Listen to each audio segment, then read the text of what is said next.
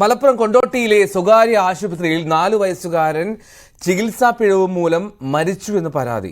Anaesthesia അമിതമായി നൽകിയതാണ് മരണകാരണമായി ബന്ധുക്കൾ ആരോപിക്കുന്നത്.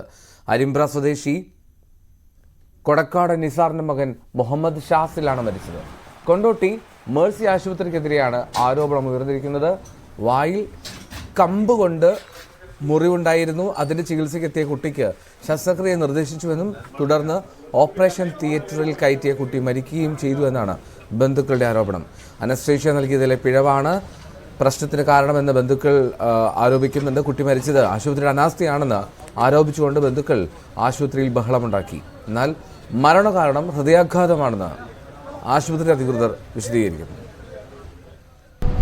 കുട്ടിക്ക് കളിച്ചു കൊടുക്കുമ്പോൾ അണ്ണാക്ക് ചെറിയൊരു കമ്പുത്തി ചെറിയൊരു മുറിയുള്ളൂ. ഇനി അത് കാണാൻ പറ്റുന്ന കുളത്തിലുണ്ടായിരുന്നേ.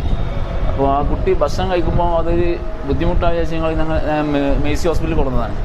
മേഴ്സി ഹോസ്പിറ്റലിൽ കൊടുന്ന് അവർ പറഞ്ഞ് ഡ്യൂട്ടി ഡോക്ടർ കാണിച്ച്. അപ്പോൾ അതിന് ശേഷം അവർ പറഞ്ഞ് സർജറി ചെയ്യണമെന്ന് പറഞ്ഞു, സ്റ്റിച്ച് ഇടണമെന്ന് പറഞ്ഞു. അപ്പോൾ നമ്മൾ നേരെ ഓരോട് പറഞ്ഞ് സംസാരിച്ച്. അപ്പോൾ അവർ പറഞ്ഞ് 15,000 രൂപയും മരുന്നിൻ്റെ ചിലവ് വേറെയും വരും പറഞ്ഞു. ആയിക്കോട്ടെ എന്ന് പറഞ്ഞ് നമ്മൾ ചെയ്തു തരാമെന്ന് പറഞ്ഞു. അപ്പോൾ അങ്ങനെ നേരെ ഞങ്ങൾ പിന്നെ ഒരു തിയേറ്ററിൽ കയറ്റി കഴിഞ്ഞതിന് ശേഷം ഒരു അനസ്തേഷ്യന് മരുന്ന് കൊടുക്കണം എന്ന് പറഞ്ഞു. അനസ്തേഷ്യന് മരുന്ന് കൊടുക്കണം എന്ന് പറഞ്ഞാൽ അവർ ഡോക്ടർ എത്തിയിട്ടില്ല, വരണം എന്ന്, വീട്ടിലാണ് വരണം എന്ന് പറഞ്ഞു. അപ്പോൾ ആയിക്കോട്ടെ അത് വന്നോട്ടെ എന്ന് പറഞ്ഞു.